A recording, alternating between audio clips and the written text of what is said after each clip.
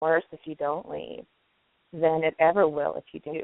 There's some sad moments and some things that you have to get past, because that's been a part of their lives. But at the same time, again, they're so resilient, and Mommy's happy. Oh my gosh, Mommy, I didn't know what it sounded like when you laughed. I don't remember the last time you smiled.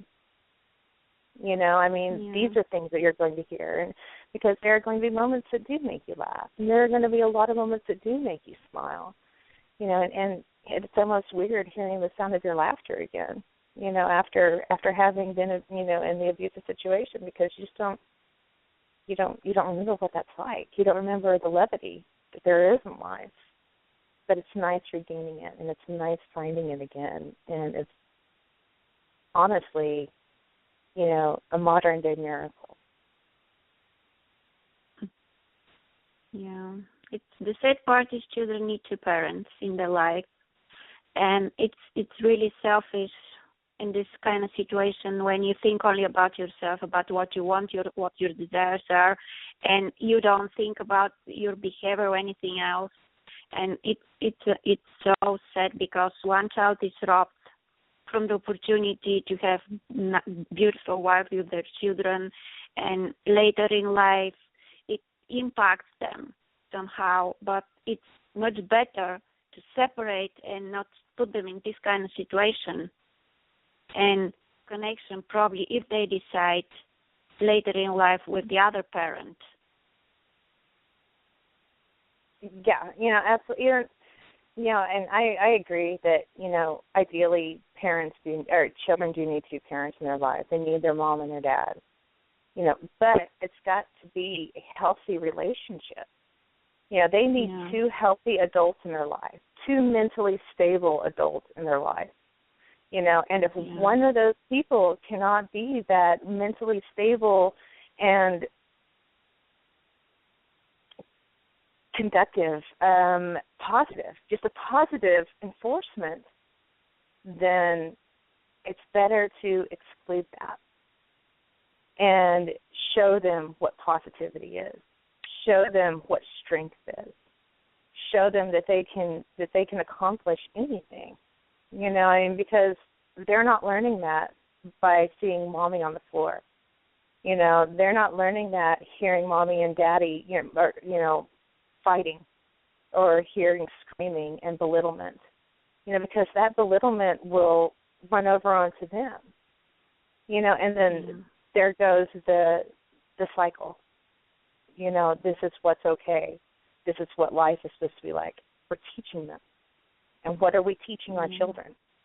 If you have a teacher at school that is teaching your children bad things or not being good to your child, then you ask for another teacher. You don't let them stay in that environment. You go to the school, you make sure action is taken. If that is the case, if there's somebody in your child's life that is being negative towards them, you don't allow them to stay there. And that's difficult, and yes, they help bring that child into the world, granted, but they also need a good influence. They need a positive influence, and they need whoever is in their life to be that for them, and it's really hard, and you can't have that in an abusive relationship. You can't have that positive influence in there. And so, yes, it's hard. And, yes, I know a lot of people might disagree with me on that.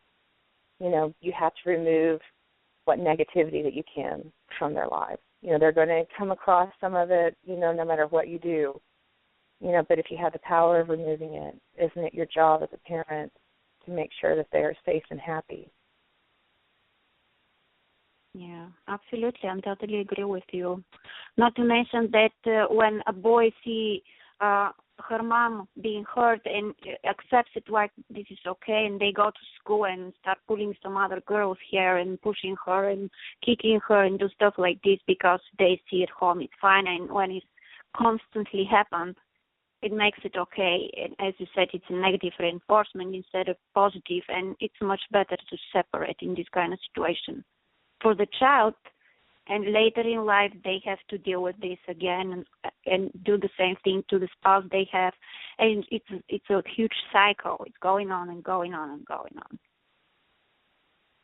Absolutely, because even if it doesn't surface immediately, and what happens when them and their girlfriend get in a fight, when they are there, or what happens if your daughter's boyfriend hits her? Is she going to accept it as that's okay? Is your son going to accept that it's okay to be abusive, or your daughter, or it's okay to be abused? Either way, that's something that we have to look at too.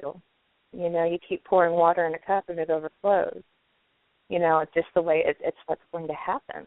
And even when you do separate, there's going to be a time when your kids want to know the truth, and there's going to be a time when your kids are going to be old enough and adept enough, where you can have those conversations with them and say, this is what mommy went through. You can tell them, you don't have to tell them the whole story, but you can tell them parts of your story and allow them to say, oh, okay, well, Mom, it's really good that you got out. But then they'll see that you got out. It's a lot harder. It's going to be a lot harder if they come to you and say, we've seen Dad and the way he's treated you and blah, blah, blah, blah. How come you never left? And then have them look down upon you because you didn't have the strength to protect them. You didn't have the strength to make their lives better. That's true. That's true. And my next question is, because talking about domestic violence, it's not something the society like to discuss, and there's so many problems around this topic. So where do you think is the problem? I think it just hits too close to home for a lot of people. I don't think that there are hardly any people alive that haven't either experienced it or know someone that has. Someone in their family, a friend of a friend. It just touches so many lives, but for so long, no one knows what goes on behind closed doors. Everything that people, that what happens in a house should stay in a house. That's between a man and a woman. You don't get involved because that's just the way, you just don't get involved. Don't get involved. You never know. That's their choice, and just that fear of getting involved, that fear of, again, it just hits so close to home. And as women that have been abused, it's so scary. They don't want their stories shared, because they still feel guilt. They feel remorse. They feel like, what if everybody knew? Oh my God, what would people think of me if they knew what I've gone through? I know that was hard for me. Even talking to you about it now, talking to people, and actually I just released my book this month. But it's just, okay, well, now everybody knows my business. Now everybody knows what I went through, and it's not in the closet anymore. And that's scary. And that's scary because all those things are so secretive. I hid those things for so long. Abused people hide those things for so long because they don't want anybody to know, because of the shame. The Exactly. Shame of allowing it to happen to them, the shame of it happening in the first place. Oh my God, what did I do to deserve this? Nobody wants to talk about it. But it's the fact that nobody does talk about it.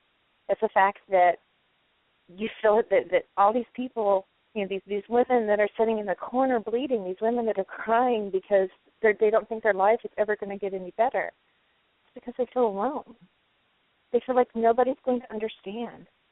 Nobody's going to get them. Everybody's going to persecute them. And they're, oh my God, everybody's going to dig down on you so much. And that's not the case. It's so the opposite. People, when you start talking to people, they start sharing their stories.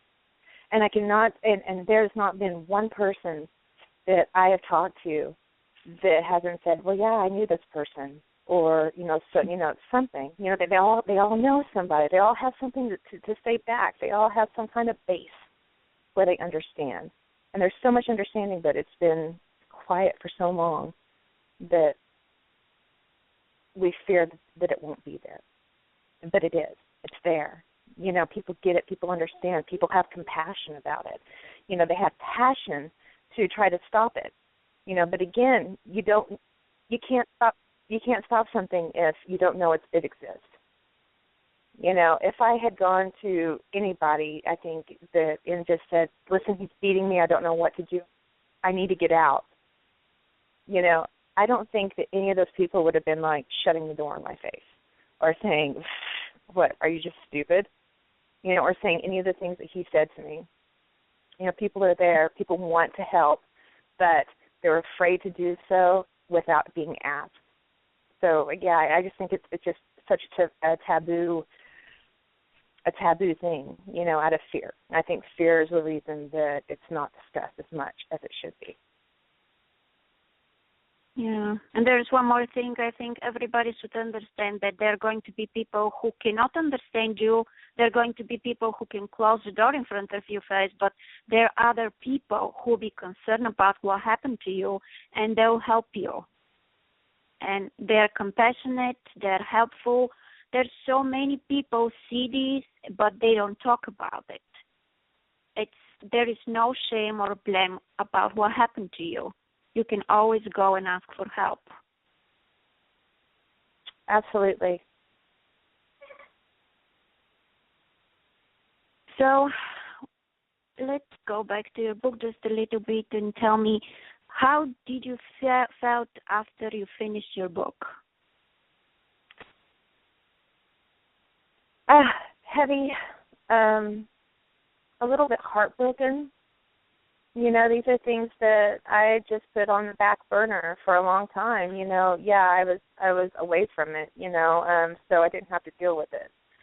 And by writing the book, especially, I've read over it several times, just editing it and proofreading it, and, I'll have to step away from it for a little bit, even just reading it now, and I'll read a little bit, then I'll go out, I'll go have a cup of coffee, and, come back to it because it's still difficult, and it's difficult because I see the person that I was, and I see the person that I was that I allowed myself to be. I see the broken, shattered person that is nothing like me, but was me. That was me. That's who I was, and that person seems like such a stranger now. But it was me and a part of my life. So that was hard. That was difficult. The whole process, and I'd think of things, and that, oh yeah, and I remember this one time, and because you start to forget.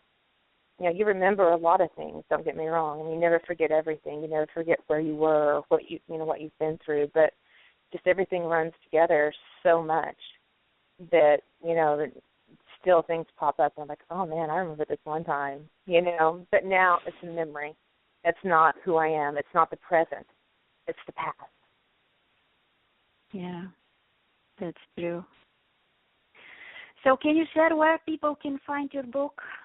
It's on Amazon.com. It's available as an ebook for Kindle. Did you say where? He's asking where you can find it. Yeah. We're about 1 minute away till the end of the show, and they can find your book on my website, dianabelleross.com. All the information is there and on Blog Talk Radio, and listen to the show all over again if they need some help. Thank you so much for being on my show. Thank you for what you do. You're amazing. You're a hero in my eyes, and I'm sure the women who will be able to listen to the show, they will change their life for sure. So thank you so much for being on my show. Thank you so much for the ones who are with us and listen. Have a wonderful weekend till next Friday. Goodbye.